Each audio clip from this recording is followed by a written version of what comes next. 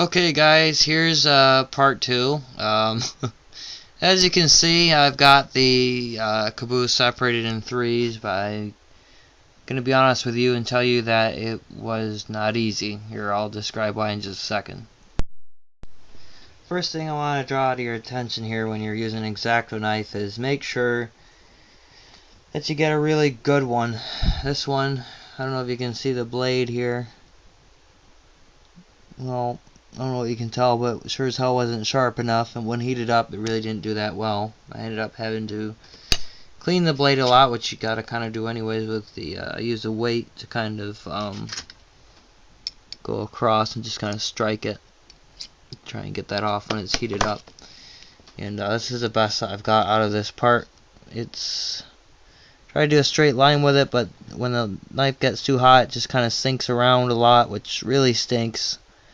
Which means that I'm going to have to get some model putty to do this. And that's okay because I don't want the caboose to look perfect. I want it to look aged, maybe a little messed up. So I can survive with that.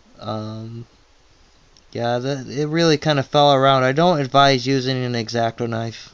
Honestly, if you have like a hand Dremel or something of that nature, that's what I would use. I'll show you. I've done my best so far to clean this up, but this is, you can see how jagged that looks just from that isn't cleaned up.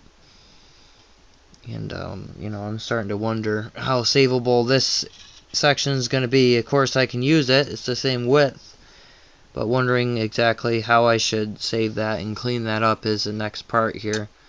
I don't want a little tiny caboose, but yeah, I don't advise using this. I'm just gonna go, I guess, to Walmart or something and get a little Dremel tool for the next bit, because I am not happy with these results. And of course this is exploratory anyways.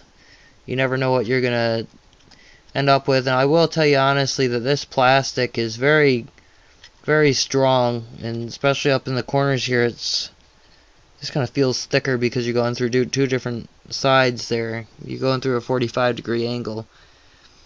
So that's my progress so far, and there's a lot to bring up, and I don't want to see anybody have to go down this road like I just did, especially when you have a beautiful little caboose. Well, at this point, X-Caboose, I'm going to try and save here, end up like this. This is going to be interesting. I know it's savable. I know I got a lot of work ahead of me on this guy now. So let's see, it's 6:33 p.m. now. I'm probably not going to get done with this for a while. A Dremel tool is going to have attachments, maybe like a little one of those little sandable kind of rotisserie kind of circular balls I can run across there and true that up. Same with the other bits, which is helpful. And then the cutting disc, I can just go straight across on this one without any problems, and through the chassis without any problems there. So fingers crossed, we'll see what happens. Worst comes to worst, it was only $3 on that one, and I'm sure I can find another one in there identical. I think he does have another one anyway. But that's kind of that. It looks like someone was trying to scrap it. Apparently I could start my own scrap yard in my set now. This could be the scrapper yard one. I don't know. Hell no. No, we'll get this. Good. But yeah, there's some tips for you. Do not even think of that. That is garbage, and it is going in the garbage can. So wish me luck, and see you in part 3.